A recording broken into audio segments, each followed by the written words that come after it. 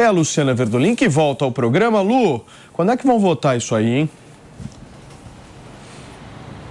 A expectativa, Paula, é de que seja votado no plenário do Senado Federal no próximo dia 8 de novembro. Já foi votado na Comissão de Constituição e Justiça, uma votação simbólica super rápida. Foi em poucos segundos a proposta foi aprovada, surpreendeu inclusive os governistas lá no Senado Federal. O presidente do Senado, Rodrigo Pacheco, faz questão de ressaltar que todos os trâmites legais vão ser seguidos. Por isso, é preciso 5 sessões até a votação no plenário do Senado. É aquele PEC que limita as ações do Supremo Tribunal Federal. É uma queda de braço que a gente está vendo entre o Congresso Nacional e o Supremo. O Congresso reclama que o Supremo está interferindo em assuntos que deveriam ser inerentes, exclusivos do Congresso Nacional. E agora o Congresso também está querendo opinar sobre questões, inclusive regimentais, lá do Supremo Tribunal Federal, que está sendo motivo de muita crítica e muita preocupação por parte do judiciário brasileiro. Entre as propostas é de que pedidos de vistas precisam ser coletivos, é aquele período, aquele pedido para um tempo maior para analisar a questão. Segundo a proposta do senador Oriovisto, é preciso que esse pedido seja coletivo, é preciso, por exemplo, que seja dado um prazo para que quem pediu um tempo maior para analisar a questão devolva o processo lá no plenário do Supremo Tribunal Federal. E também, além dessa questão envolvendo um prazo, eles defendem a necessidade de que também questões suspensas que não são votadas no Supremo tranquem a pauta da casa, como acontece dentro do Congresso Nacional, que está sendo visto com muito temor, com uma certa desconfiança pelo Supremo Tribunal Federal. Prevê também, Paulo, a proibição de ministros darem decisões monocráticas, ou seja, uma decisão individual nasquelas regras de efeitos gerais. Decisões monocráticas não poderão ser emitidas para suspender atos de chefes do poder, seja o presidente da República, seja os presidentes da Câmara e Senado. O Congresso ainda discute, por exemplo, em outras propostas, são várias propostas dentro do Congresso Nacional, a necessidade de se limitar mandato de ministro do Supremo. O próprio ministro da Justiça, Flávio Dino, defende a limitação. Aqui dentro do Palácio do Planalto, o argumento é de que não se discute isso nesse momento, até para não criar confusão com os ministros lá do STF. Muito bem, Lu, obrigado, viu, minha amiga, pelas suas informações. A Luciana Verdolim trazendo um pouquinho dessa pauta polêmica lá no Congresso Nacional. Agora, Nelsinho, tudo começa com que aquilo que a gente chama de decisões monocráticas, né? Já gerou uma insatisfação no passado,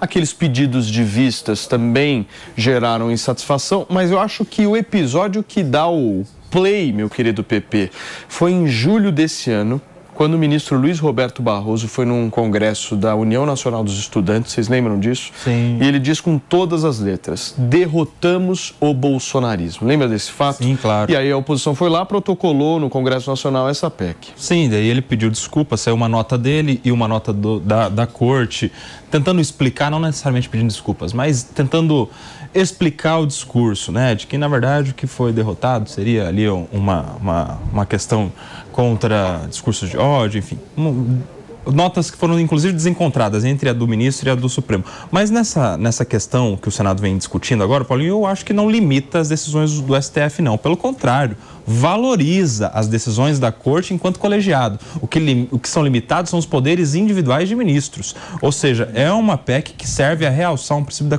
colegialidade, onde mora a divergência, a pluralidade, a opinião de diversos pontos de vista do nosso judiciário, e eu acredito que seja uma PEC mais inteligente em relação a essa reforma importante do judiciário. Muito diferente daquela outra anterior, porque no começo a turma da oposição e o pessoal que estava querendo esticar a corda com o Supremo propôs lá uma PEC natimorta de que toda decisão do STF, a Câmara e o Congresso revisa isso aí, ofenderia drasticamente a separação dos poderes. Mas essa PEC que está sendo discutida é plausível, tá bravo, hein, possível. PP? Impressionante. Mesmo que o PP não goste.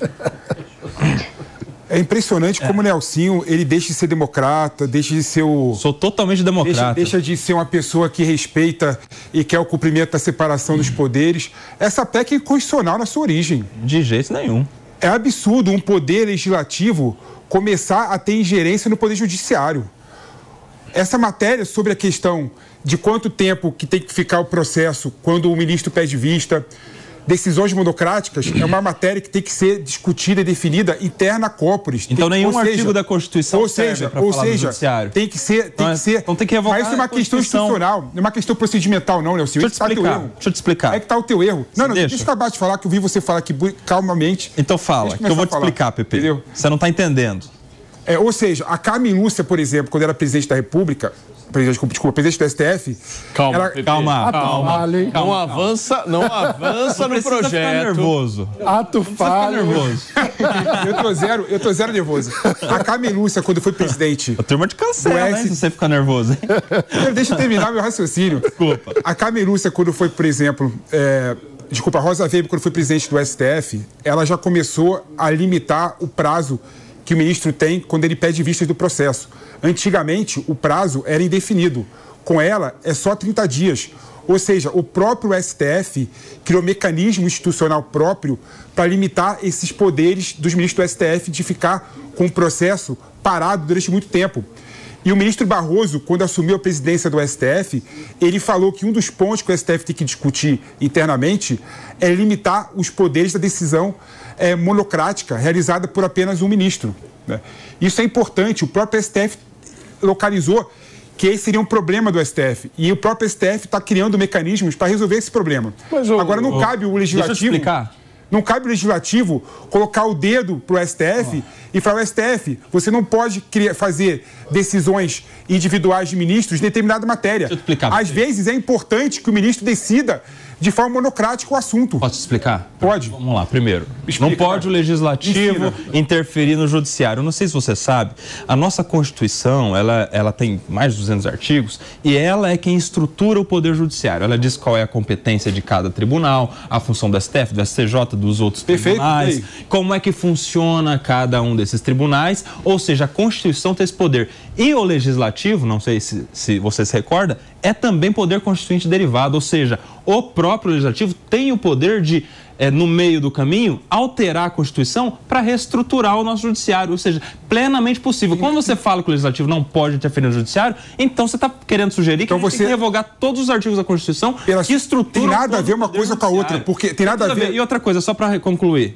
quando você fala a própria Carmen Lúcia, se confundiram, a Rosa Weber mudou, isso é regimento interno do STF, mas a PEC vale para todo o sistema judiciário, ou seja, os 30 dias está valendo para o STF, pode mudar amanhã, pode depois. Mas quando a PEC coloca um prazo de 90 dias para a devolução do pedido de vista, está valendo para todos os tribunais regionais federais, para todos os tribunais de justiça, tribunais do trabalho, para o próprio STJ, ou seja, independentemente do que preveja cada regimento. Tem uma coisa boa nessa história. Tem nada boa nessa história, Paulinho. Como assim? Quando a gente vê o judiciário, o executivo e o legislativo em conflito, significa que você tem uma democracia consistente, cara. Eu concordo com você. Eu chamo de democracia. É todo mundo cômodo, tá tudo tranquilo, ninguém fiscaliza ninguém. Paulinho, se a gente tem o legislativo lá em cima do judiciário, a gente vai ter o judiciário em cima do legislativo, o executivo em cima dos dois, e é assim que funciona o negócio. Ou você não é da turma da democracia? Eu concordo, mais ou menos. Eu concordo com você. Você é da turma do Irã? Não, que turma do Irã? Paulinho, eu concordo com você. Eu gosto quando tem conflito institucional, é o que eu chamo de democracia de alta intensidade.